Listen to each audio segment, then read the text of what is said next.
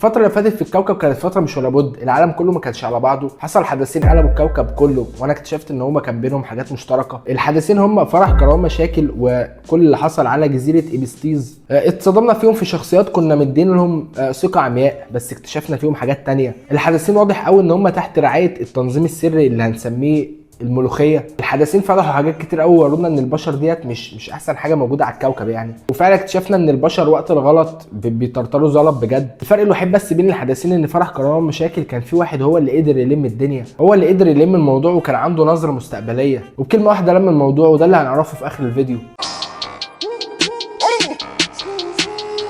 ازيكم يا جدعان، عاملين ايه؟ رمضان كريم عليكم وكل سنه وانتم طيبين، وربنا يبعدكم عن جزيره ايبستين. يا ريت نعمل لايك للفيديو ده. دي مش شحاته لان الفيديو غالبا ممكن يتمسح، انا مش هفضحهم، هم كده كده مفضوحين لوحديهم والعالم كله بيتكلم عليهم. انا بس هجيب في سيرتهم يعني، هذم فيهم شويه عشان يعني لو الفيديو اتمسح او انا اتسجنت ولا حاجه اعرف اكل عيش وانا جوه وحلاوه. اول حاجه اللي ما يعرفش جزيره ايبستين ديت ايه يعني، ما اعرفش انت عايش معانا ليه، بس دي جزيره بيحصل عليها اي حاجه حرام. يعني اي حاجه حرام ايه؟ لا ده في حاجات عدت موضوع الحرام ده. يعني بص عشان اقرب لك الموضوع، الشيطان يوم ما جه يعصي ربنا ما رضيش يسجد لسيدنا ادم، ده الشيطان يعني، ده الشيطان اللي هو من الاسباب الرئيسيه في اللي احنا فيه دلوقتي ده. الجماعه بقى اللي كانوا على جزيره ايبستيز ديت بيعملوا حاجات ما تجيش في دماغ الشيطان ذات نفسه. يعني الشيطان بيقف يتفرج كده ويقعد يسقف لهم سقفه سباعيه. يعني الشيطان لو كان عرف ان في حاجات هتحصل كده وفي جزيره ايبستين يحصل فيها الكلام ده كان هيأسلم، يعني كان هيخش الاسلام خلاص. ما في ناس اوسخ مني دلوقتي. الناس دي بقى كانت على الجزيره بتعمل حاجات زي مثلا بيعبدوا الشيطان اللي هم اصلا بيعملوا حاجات اوسخ منه، بس هم كانوا بيعبدوه وبيقدموا له قرابين. كان بيتم التحرش بالاطفال والاعتداء عليهم. كان بيعملوا بقى حفلات جماعيه بيحصل فيها حاجات اصعب من اللي حصلت في فرح كرامه مشاكل. والناس دي لما كانت بتجوع على الجزيره كانوا بياكلوا لحوم، مشيها لحوم بس يعني، مشيها لحوم بس، واحنا هنفهم بعدين هم كانوا بياكلوا لحوم ايه. الجزيره موجوده في امريكا. صاحبها هو الفنان مصطفى فهمي. انا بكتشف كل فتره ان الراجل دوت اي حد بيعدي ال60 سنه وبيبقى عنده حساب في البنك يعدي المليار دولار بيبقى شبهه، بيبقى شبه الفنان مصطفى فهمي. الناس اللي هي بتشرب السيجار البني اللي هو الكبير ده واللي هو شبه الفنان ماجد المصري. صاحب الجزيره ديت هو جيفري ايبستيز. المفروض ان هو كان مدرس رياضيات اصلا في بدايه حياته.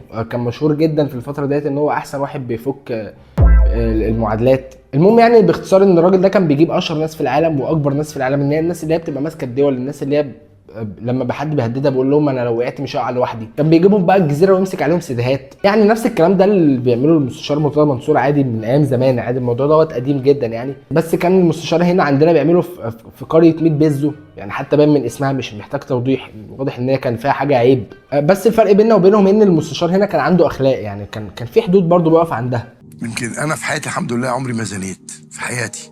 انا نفسي اسال الناس ديت سؤال بجد، اللي كانوا بيروحوا الجزيره، يا ابني انت عبيط يا اسطى؟ انت عبيط انت بجد؟ انت عبيط انت بجد انت؟ لا انا عارف اكيد انت ما بتتفرجش على الفيديو. انت عبيط يا اسطى؟ انت بتعمل حاجات حرام. انت دلوقتي بتعمل حاجات حرام، انت بتعمل دلوقتي كبائر ولا كبائر كمان. انت بتعمل دلوقتي حاجات ما ينفعش تتعمل، مفيش حد بيعملها مثلا غيرك. انت بتصورها ليه؟ لا موفى ليه؟ انت عبيط يا اسطى؟ انت بجد يا اسطى انت عبيط؟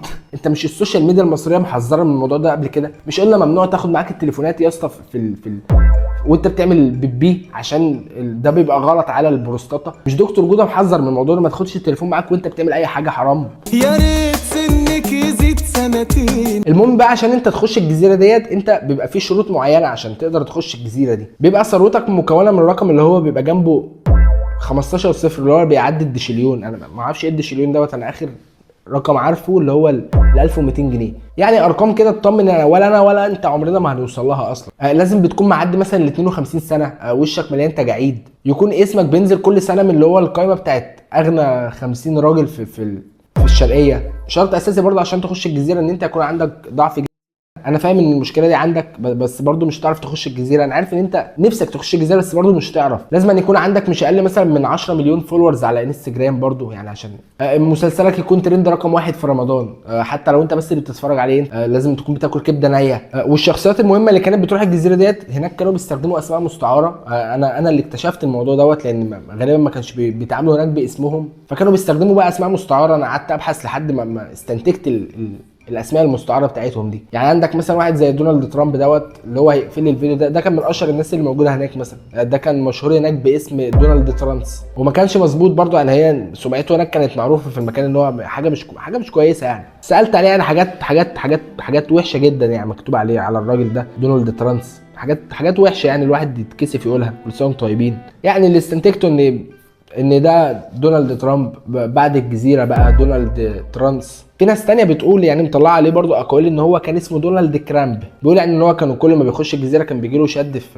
في مناطق حساسه. والتسريبات اللي حصلت اكتر حاجه اتشهرت لدونالد كرامب هناك ان هو كان بيعمل واحد اندومي. اثناء عمل واحد اندومي البت ترست له الاندومي بتاعه شطه، زعل اتضايق منها، كسر عظمه الشهب بسبب ان هو بياكله عادي مش حراق، ما بيحبش الحاجه الحراقه. انا نفسي بجد اقعد مع الناس ده افهم دماغي، يعني نفسي افهم بيبقى في ايه جوه هنا. يعني انا نفسي افهم دلوقتي. يعني انا مثلا انا واحد بتقبض مثلا 6000 جنيه، انت عايز ايه تاني من الدنيا؟ انت واحد مثلا عندك بتقبض دلوقتي 6000 جنيه، انت عايز ايه تاني من الدنيا دلوقتي؟ يعني ايه اللي انت رايح تعمل؟ انت بتقبض 6000 جنيه وعايز تروح الجزيره ليه؟ مش فاهم. لا بجد والله في حد بياخد دونالد كرامب ده على محمل الجد، يعني بيبص له كده ويتكلم معاه بجد. الشخصيه الثانيه اللي معانا طبعا هو جيفري ايبستين بعد الجزيره، جيفري ايبستيز. ومشيها بس كده عشان الفيديو ما يتقفلش. وهو ليه اتسمى كده؟ لان اي حد كان بيزعله كان بيفلقه.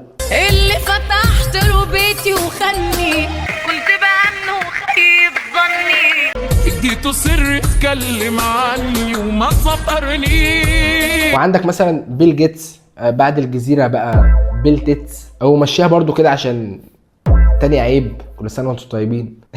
والله انت شكلك عايز تروح الجزيره، والله العظيم باين على وشك انك عايز تروح الجزيره. الراجل ده من كتر الحاجات الحرام اللي عملها هناك في الجزيره جاله مرض عيب، جاله مرض عيب يا اسطى. عشان انت بجد انت اصلا انت غريب بجد. يعني انت ما سمعتش كلامك. يعني انت قايل الكلام ده 100 مره، محذر من الموضوع ده. يعني انت محذر ان ما حدش يدخل فلاشات في مناطق انت مش ضامنها، انت مش عارف الفلاشه ديت ايه مصدرها. يعني انت للاسف في الاخر بعد كل نصيحه انت كنت بتقدمها لنا، حد في الاخر حط لك فلاشه مفيروسه بهدلت لك الدنيا، بهدلتك. معانا بعد كده ستيف هوكينج. يا جماعه الراجل ده كان في اي بي هناك. طبعا هيجي في دماغي دلوقتي اسئله كتير، نفس الاسئله الكتير قوي اللي جت في دماغي دلوقتي. بس الراجل ده كان بجد هناك، وكان من اكتر الناس اللي بتروح هناك.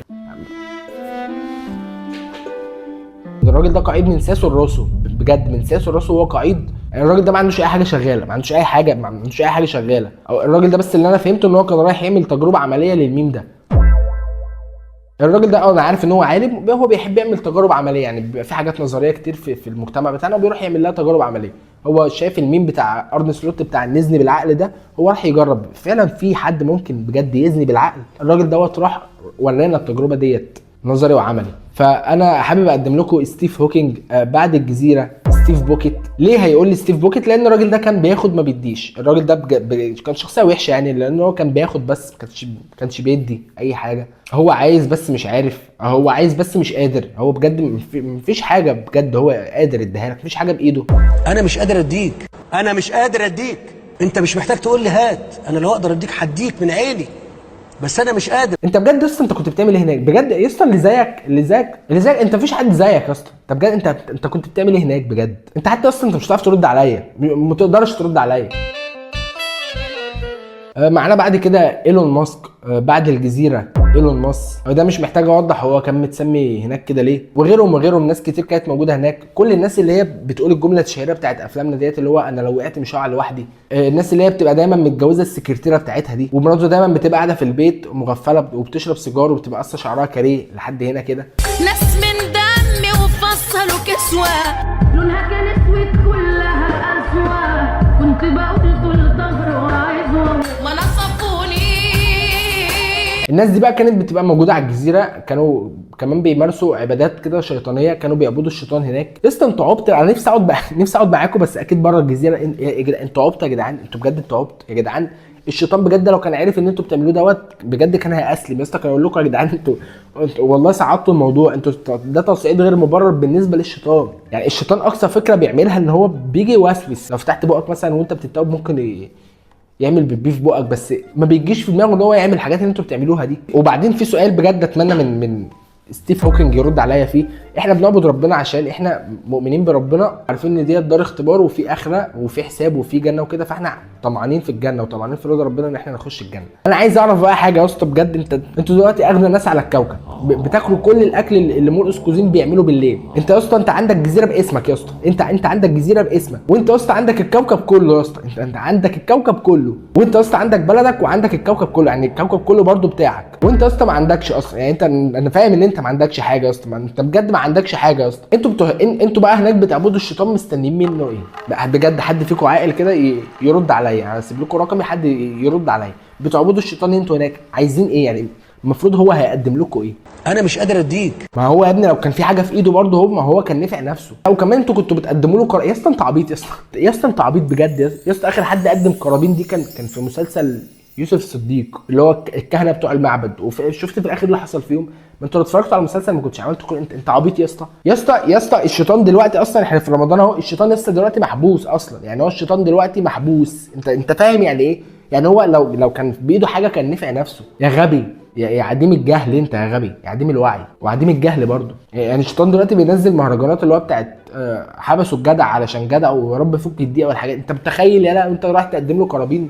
انت عبيط يا اسطى. طب انت عمرك مثلا قدمت له قربان؟ يعني لو الدنيا مثلا خد وهات، انت عمرك مثلا رحت قدمت له قربان رد عليك مثلا قال لك حتى بعت لك قلب، حتى قلب بنفسجي، بعت لك قلب اي لون؟ يعني احنا بجد يا اسطى احنا مستنيين جنه. انت كنت بتقدم بقى للشيطان ده بتعبده، مستني ايه؟ مستني يا ابني الورمه انت وهو. ما انت عندك يا ابني، ما انت عندك كل حاجه يا ابني. اللي عملت باصلي معاهم عضوا ايدي اللي كانت شايلاهم، وما شفتش غير بس اذاهم ما فرحوني. الناس دي كمان في الجزيره كانوا بيتواصلوا مع بعض بالميل. يعني كل الحاجات اللي هي اتسربت لهم ديت كانت ميلات. ففي ميلات متسربه كده ان هو كان في رجاله بعتها للحريم وحشتيني والحاجات دي. انا لحد دلوقتي برضو مش فاهم الواتساب اثر معاكم في ايه يا ولاد الورمه؟ الواتساب اثر معاكم في ايه؟ وهو بتاع صاحبكم، يعني الواتساب ده بتاع صاحبكم برضو، ما يعني استخدموه. وبعدين ايه اللي بتاع صاحبكم؟ ما انت كان ممكن تعملوا شبكه الكترونيه جديده تبقى معاكم انتوا بس يا اولاد الورمه، انتوا اغبياء. يعني شبكه مثلا فيها انتوا ال 20 واحد اللي كانوا بيروحوا الجزيره، اعملوا موقع ب 5000 دولار مثلا، عيل مبتدئ في برمجه يعملوها لكم وتواصلوا عليه. ايه انتوا يا جدعان انتوا عبط. في حد بيبعت لحد وحشتيني على الميل هنا على الكتف ام العشه بجد يعني انا لو انا مش متراقب مثلا مش هبعت برضو لواحده وحشتيني على الميل. يعني ايه يعني بجد؟ مش الميل ده بيبعت عليه الحاجات اللي هو بتاعت اللي هي زي البرقيه اللي كنا بنكتبها في الباراجراف بتاع الانجليزي؟ بس دي الحاجات اللي بتتبعت على الميل. انتوا عبطوا كلكم والله العظيم، شله عبطوا كلكم في بعض. الانستجرام اثر معاك في ايه انت؟ والفيسبوك اثر معاك في ايه لما تخش تبعت لواحده ازيك يا ملكه نفسي ابوس بين صوابع رجلي؟ او انت مثلا لو انت مثلا كنت بتروح الجزيره كنت هتخش تقول لها ازيك يا ملكه انا نفسي اكل صوابع رجلك؟ بجد يا جماعه الناس دي كانوا هناك على الجزيره كانوا بياكلوا لحوم بشر. شعب وسخ زباله، شويه زباله. عشنا بدول اجنبيه ولا يعني ايه يا اسطى؟ بجد يا اسطى عايز حد فيكم عاقل يجي يقعد معايا يقول لي يعني ايه يا اسطى بتاكل؟ يعني ايه بتاكلوا يا اسطى لحوم بشر؟ يعني ايه يا اسطى؟ عشان مش عايز ازعق دلوقتي عشان الدنيا رمضان. يعني ايه يا اسطى بتاكلوا لحوم بشر يا اسطى؟ يعني ايه؟ هو البانيه غالي وكيلو اللحمه دلوقتي ب 10 دولار مثلا، عندكم الدنيا ولعت. بس برضه يا اسطى يعني ايه الحلو يا اسطى؟ ايه الحلو؟ يعني مثلا اول واحد كل لحم البشر حس بايه يعني؟ انت عبيط يا اسطى. يعني اول واحد كل طعم اللحم البني ادميني ده حس بايه يعني وهو بياكله؟ يعني ايه يعني ايه؟ مين مثلا فيكم كان بياكل الورك ومين كان بيحب الصدر البني ادميني؟ اكيد ده كان محجوز لبيلتتس. بما انكم جربتوا الموضوع، عايز حد برضه يرد عليا عاقل فيكم. لحم البشر دوت بيتحسب فراخ ولا بتحسب لحمه؟ يعني بتحسب لحمه فراخ ولا لحمه لحمه؟ هو اقرب لطعم ايه؟ شفتوا انتوا وصلتوني لايه؟ شوفوا وصلتوني لحاجات ما ينفعش. يا ريتني نمت. يعني ويا ترى برضو ايه اكتر حته بتبقى حلوه مثلا؟ يعني اللي بيروح مثلا بيطلب المنيو هناك بيقول له عايز ايه؟ اكتر حته بتبقى حلوه ايه هناك؟ ويعني وايه هي مثلا الحته اللي هي الموزه بقى، الحته اللي هي بتستوي بسرعه دي، اللي هو مثلا بيروح لابستيني هناك يقول له انا عايز بقى حته اللي هي الحته بتاعتي بقى، الحته بتاعتي اللي انا بحبها دي. بص كمان والله يا اخويا انا عايز حته من التوته. عايز حته اللي هي بتبقى اللي جوه مش اللي بره، خلي بالك. انا عايز حته اللي هي الملبس، الحته اللي هي المدهننه دي. هو سؤال والله لازم انت عبيط. الفراخ يا ابني والجبنه الرومي والخفافيش الصيني والحاجات دي اثرت معاك في ايه؟ الحاجات دي كانت بتتاكل مثلا مسلوقه ولا مشويه ولا كنتوا بتحطوا عليها ايه؟ يعني الحاجات دي بجد كانت بتتبل، تحطوا عليها مثلا دبس رمان، بتحطوا مثلا عليها كافيار مقلي وحنظل مشوي وحاجات من دي. والناس دي كمان كانوا بيتحرشوا بالاطفال. وانا بقالي بجد 43 دقيقه قاعد بفكر يعني ايه اللي انت استفدته؟ يعني ليه بني ادم عاقل بالغ راشد يعمل كده في طفل؟ يعني ايه اللي يخلي حد يعمل كده في طفل؟ الا لو الطفل ده اللي هو الطفل اللي بيتخانق ورا في المسجد واحنا بنصلي صلاه التراويح، اللي هو بيجي يبوظها علينا ده. العيال اللي هي بتقعد ورا تسب الدين وبتلعب مصارعه وبيلعبوا مايسر، بيلعبوا قمار ورا، احنا بنصلي التراويح قدامه العيال دي بتبقى ورا بتلعب قمار. او مثلا الاطفال اللي هي بتمسك مايكات في صلاه العيد، او مثلا الاطفال اللي هي بترمي علينا كنابل اللي هو المحشي دوت اللي هو ب 10 جنيه تقريبا، الصاروخ اللي بي اقوى من قنبله هيروشيما ده. طب ما هو كده فعلا كل الاطفال يعني اكيد لا، اكيد لا، اكيد ما بنتمناش كده الاطفال يعني. الاطفال احباب الله في الاول وفي الاخر يعني. بس يا جدعان بطلوا عبط يا جدعان، ما تربوا عيالكم يا جدعان. يا ريت سنك يزيد سنتين. وبعدين الاطفال اللي كانت بتروح هناك دي، انت عبيط يا اسطى، انت وهو وهي، انت بجد انا انت عبيط ياض، بجد انا والله انت عبيط يا ابني. مش الاستاذه خليل امين بقى لها 60 سنه محذره من الموضوع ده؟ انت يا ابني انتوا ما اتفرجتوش على لام شمسيه يا مغفلين انتوا، ولا حتى سكويد جيم، ما اتفرجتوش على اي حاجه من الحاجات دي. طالع عينيها بقى لها 16 سنه بتحذرنا من المواضيع دي ومنبهه علينا انك تبعد عن اي حد شبه الاستاذ محمد شاهين، وتبعد عن محمد شاهين ذات نفسه. يعني انا عايزك تتخيل مثلا الجزيره دي عندنا هنا وعملناها هنا عندنا في جزيره المعادي مثلا، وصاحبها مثلا بقى الشيخ خالد فؤاد عوض مثلا، وبقى بيجمع الناس في السر ويدوم خطبه يوم الثلاث، اكيد لان اكيد هيعمل كده في السر. ولما بيعوزوا بقى يستمتعوا بيتفرجوا مثلا على فيديوهات تامر الجيار مثلا وهو بياكل، واللي هي التكريع اللي بعد الاكل دي. المهم يعني ان هم كانوا مسمين البنات على الجزيره دي برضو كانوا مسمينهم بيتزا دوت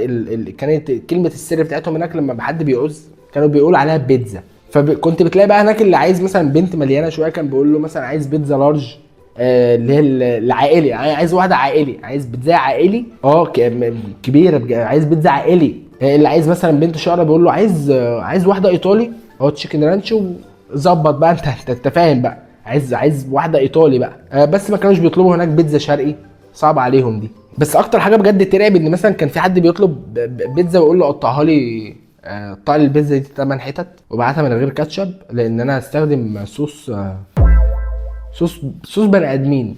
اغرب حاجه بقى شفتها على الموضوع بجد هو احمد ابو الروب يوتيوبر اردني، عمل بجد حاجه ما حدش يتخيلها ولا حد يتوقعها. ابستين بجد لو هو عايش ذات نفسه ما كانش هيعمل كده تاني، يعني ابستين لو كان عارف ان الحاجات دي اتفضحت ما كانش هيروح الجزيره تاني. احمد ابو الروب بقى راح الجزيره هناك، يعني هو راح يستكشف الجزيره، ما اعرفش يعني هي الاهرامات يا اسطى، هي راح تستكشف الاهرامات يا اسطى، يعني غامر بحياته. انا بجد الجزيره ديت يعني اخاف اروح البلد اللي هي فيها، مش اخاف اروح الجزيره، لا اخاف اروح البلد اللي هو فيها. هو ساب كل دوت وراح الجزيره هناك، راح يستكشف هو ايه بقى انتوا ايه يعني اللي هناك، يعني بتعملوا ايه على الجزيره يعني. وبعدين انت هتروح الجزيره تستكشف ايه؟ ما انت هتلاقي هناك يعني هتلاقي هناك علب بيتزا فاضيه وكياس اندومي متروسه شطه مرميه على الارض وستيف هوكينج، لانه اكيد ما لحقش يهرب، يعني مش شايف البتاع دوت من 2019 مفضوحين. ستيف هوكينج لسه هناك مش عارف يهرب لحد دلوقتي، كله يعني اول ما جاء عليهم كبسه جريوا وهو الوحيد اللي مش عارف يدور العجله بتاعته ويجري. يعني بجد محمد ابو الروب بجد تعب في الفيديو ده جدا، يعني بجد الفيديو مرعب. فكره انك تخش البتاع دي هناك، انا كنت قاعد هنا في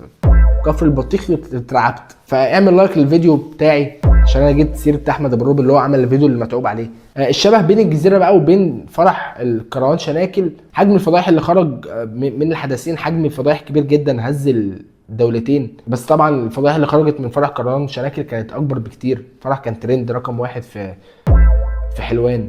ظهور كائنات غريبه في الحدثين انا شفت يوم كائنات ما كنتش اعرف ان هي عايشه معانا. وطبعا الاغرب كان طبعا في فرح كروان شناكل برضو. المكانين والحدثين كانوا سر، وتم تسريب الميعاد بتاعهم واللوكيشن بتاعهم عن عمد من جماعه الملوخيه عشان بيداروا على حاجه اكبر، الله اعلم ايه هي. مثلا بيغلوشوا مثلا ان مسلسل الفنان احمد العوضي ترند رقم 1 من قبل ما ينزل. الفكره بس هنا اللي مش موجوده عند الغرب ان فرح كروان شناكل كان فيه قائد زعيم مغوار همام شجاع، هو اللي عرف يلم الموقف، هو اللي كان عنده نظره ثاقبه ونظره مستقبليه، هو الوحيد اللي لحق وعرف يلم الموضوع، وهو ابو ياسمين محمد كروان شناكل.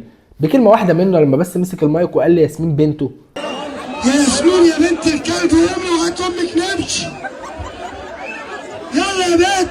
وده العنصر اللي ما كانش موجود هناك في الجزيره، عشان كده اتفضحوا. وبس كده يا جدعان، ده كان فيديو النهارده.